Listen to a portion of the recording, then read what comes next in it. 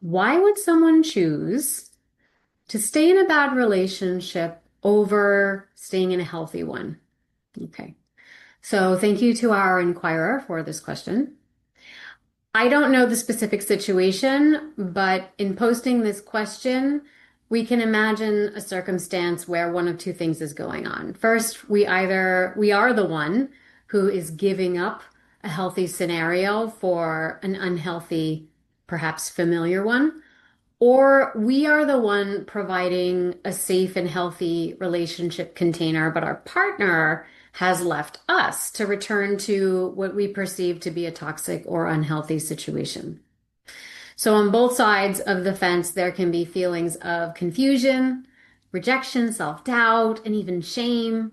And usually that sounds like painful thoughts like, what's wrong with me that I couldn't hold their attention? Or was I not enough? Or maybe I was too much. Or why do I keep going back to what I know is going to hurt me? But when we can acquire greater awareness, then we can start to soften those stories. And we can start to see patterns like this, not as proof of our worthiness or our unworthiness, but rather as invitations to explore what our nervous system and our own emotional history may have been trained into calling love.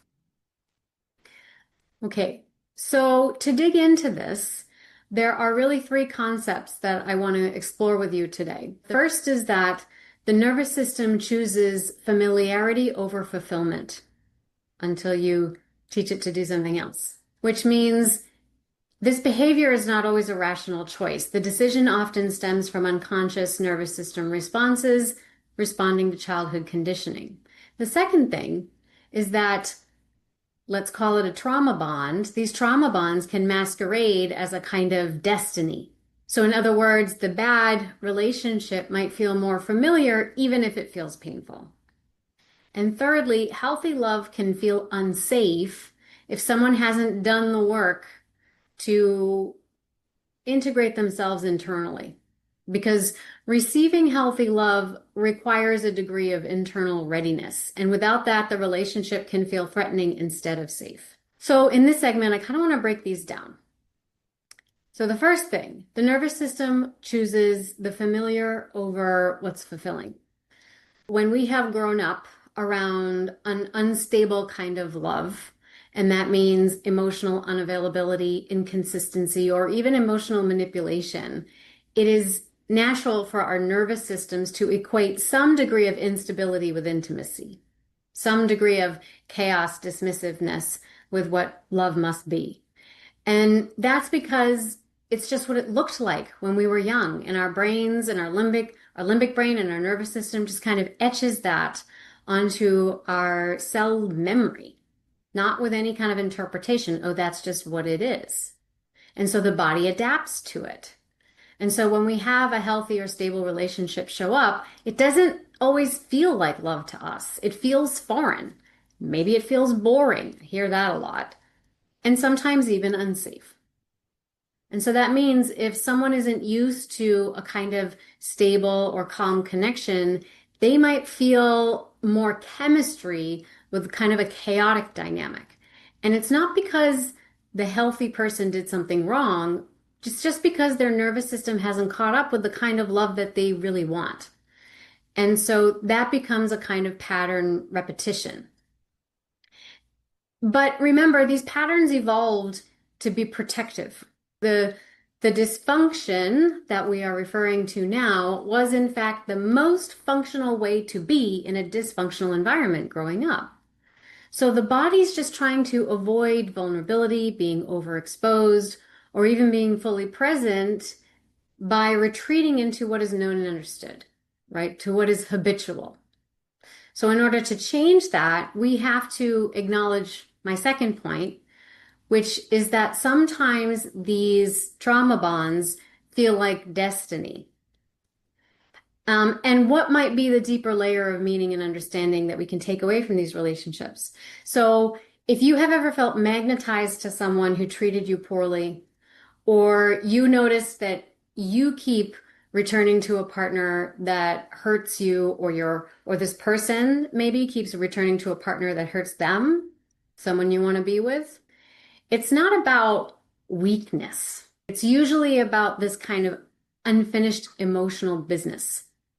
And so, this bad relationship that someone might be returning or retreating to probably mirrors an early wound. And so, there's an unconscious hope that maybe this time I'll finally get it right and I'll finally get the love that I never received. And so, there's this quality of it being like really urgent, maybe fated, feeling like home, meant to be. And I really believe that you could make the argument that it is fated on some level because it is going to challenge you on a soul level to confront any negative stories coming up in the wake of this experience. Stories that are pinching you off from the love of your own spirit and maybe even the God of your understanding. And so the nervous system and your body's neurochemistry starts acting as kind of like a radio dial for that spiritual lesson, reenacting the past to somehow change the ending, reliving in order to revise that old wound. And so we might consider this to be an opportunity for our ego, our waking personality, to confront our conditioned projections and illusions about our worthiness, about love, about the capacity to give and receive love, about the availability of love in the world, and to evolve those things into a higher state of consciousness. And certainly it is a kind of love that we are experiencing. People will say, well, trauma bonds aren't real love. Sure they are. Sure they are. It's a love that is showing you where you're not letting a bigger kind of transcendent love to come in. It's pointing you in a direction, and we just have to be willing to follow it. So if someone turned away from you and they went back to a hurtful dynamic, perhaps more than looking for love, they were looking for some kind of redemption from their own past. And that's a path that more often than not, they will have to navigate for themselves from the inside out. Now, the third point I want to make is that if we are to relax into a healthy, safe love, then that requires a degree of readiness. So maybe on a deeper level, emotionally, spiritually, and developmentally, your readiness for a more expansive kind of love, a deeper type of intimacy, just outpaced theirs. So what once felt like a potential match may now feel off. Not because you did something wrong or they did something wrong, but because you grew and you're ready for something more, something deeper.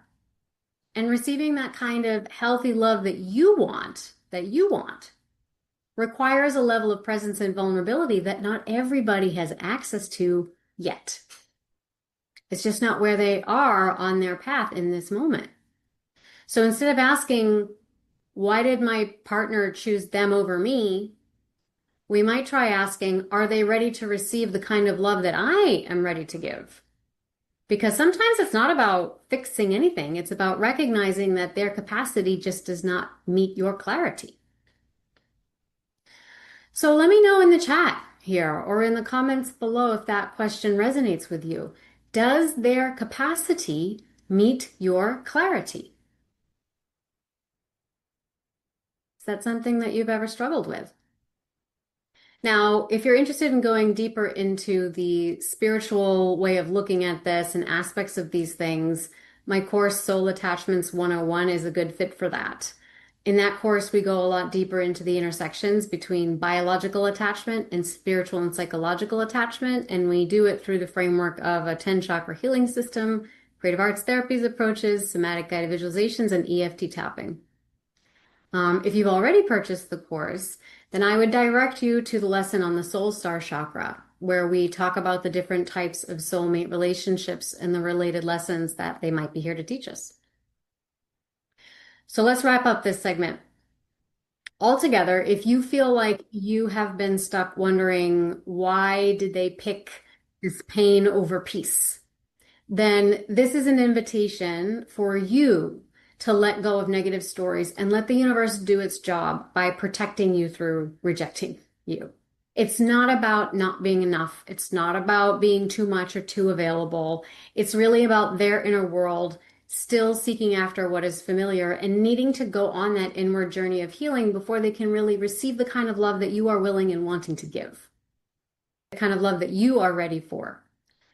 And so here's what I want you to hear, that even if they didn't choose you, you still get to choose you. And the universe has chosen you, and they've removed anything and anyone that interferes with that choice for you to have the kind of love that you want, where you don't have to be questioning, why did they pick them over me? Instead, you say, thank you, God, for removing that obstacle from my path, so that now I can welcome with arms wide open the massive flow of love and reciprocation that I'm asking for. And even if they walk away, you still get to walk forward in your own integrity, building your own self-trust, and keeping your sense of wholeness intact.